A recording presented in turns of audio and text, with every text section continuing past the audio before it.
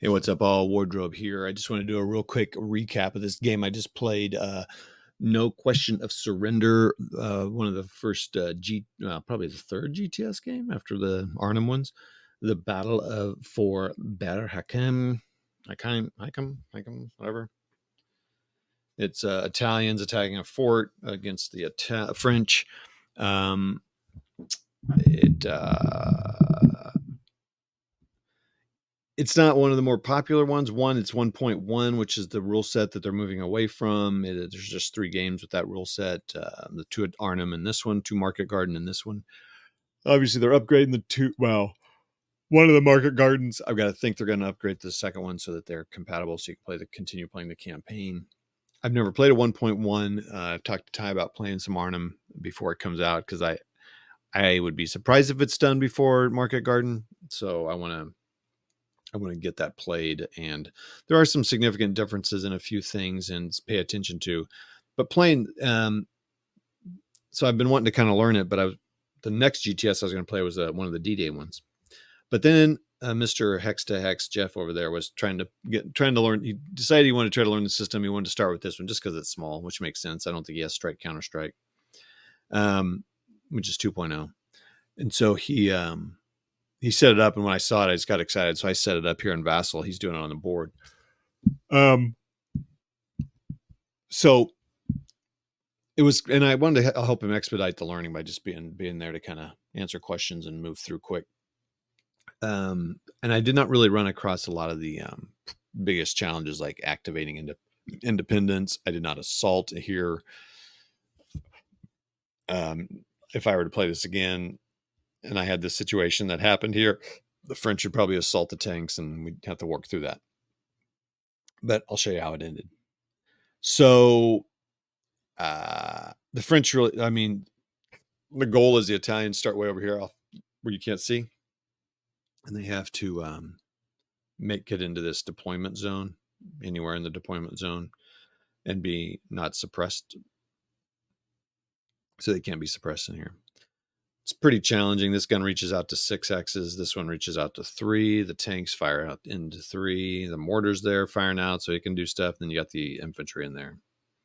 I had everything kind of parked down here. I didn't have anybody up here. All the infantry and stuff, and the gun was here.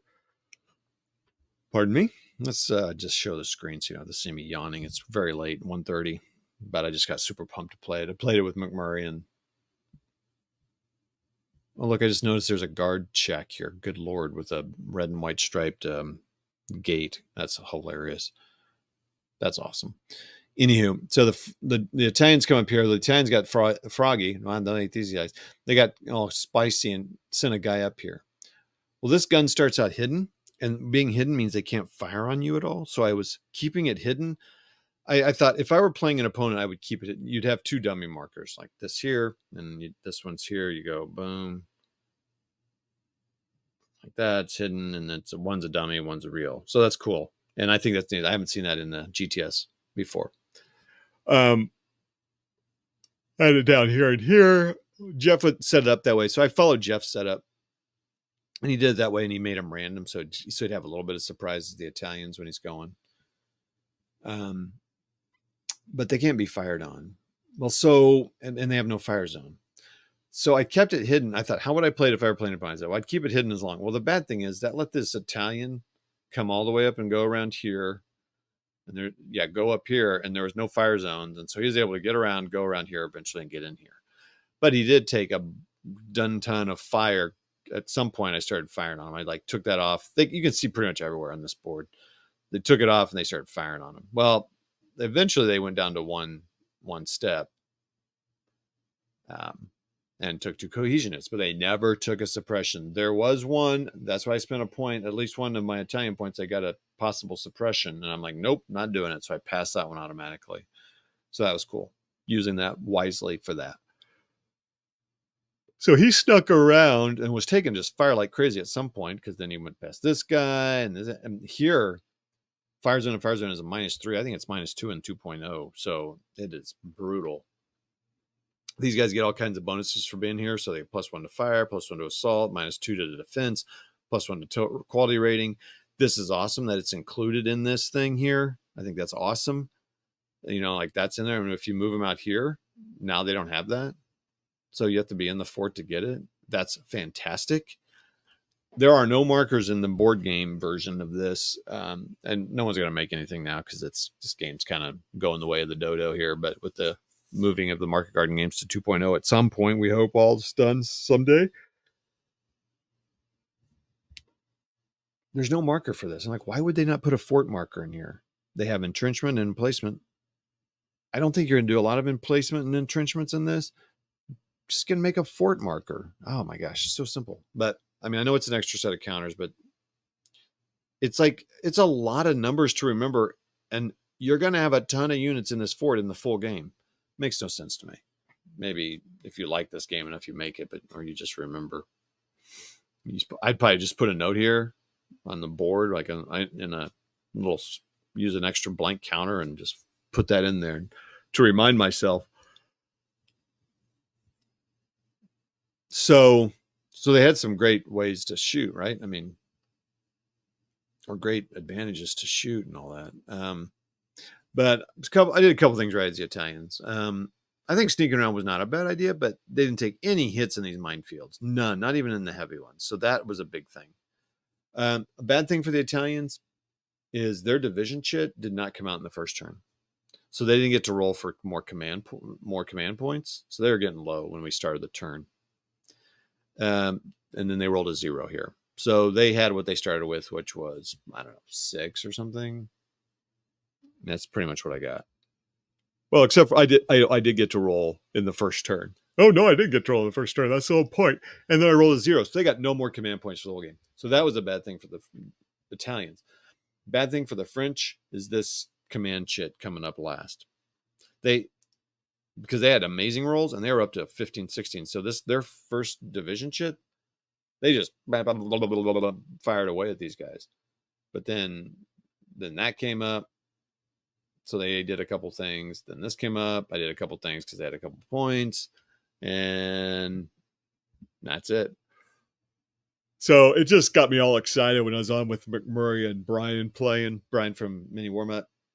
Just kind of talking through it. And I just got pumped up because it was just fun. So this one is fun playing this solo. Because, the things are going the way they're going. Really cool. And I don't know anything about this kind of campaign. I don't know much about the Italians or French in World War II and this side of things.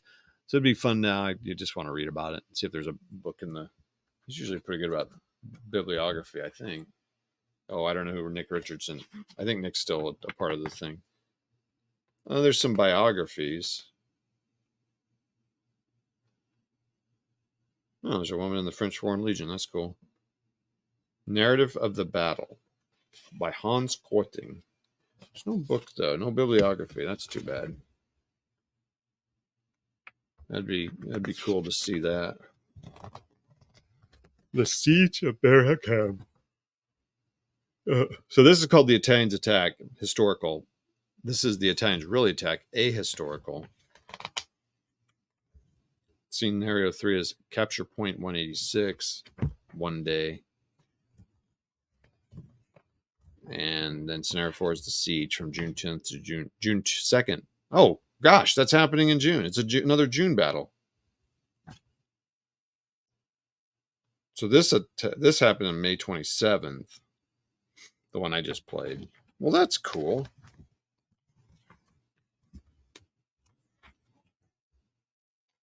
Well, I might have to play this Capture Point 186, June 8th and through the 9th. What's happening today and tomorrow? Well, now today. Wow, look at that. What year? Anyway, so fun stuff. I had a good time with that.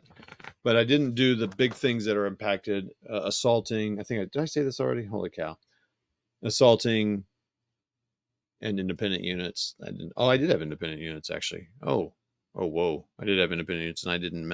Oh, boy. I might have activated them on a turn I shouldn't have. I'll have to look at that. So independent units act differently than they do in the new version. That's a big deal. Plus some of the other little modifiers. So that's that. Great time. Appreciated that. And thank you all for hanging out. And leave that comment, thumbs up, do all that stuff. Go to Hex channel, see if he's put up a video about this. And if you're hearing this in the June, time frame, check out our channels. We did D-Day 80 in 2024, D-Day 80 playlist to see all the stuff that we did. Fun times. Thanks all, and we'll talk to you the next time. Bye.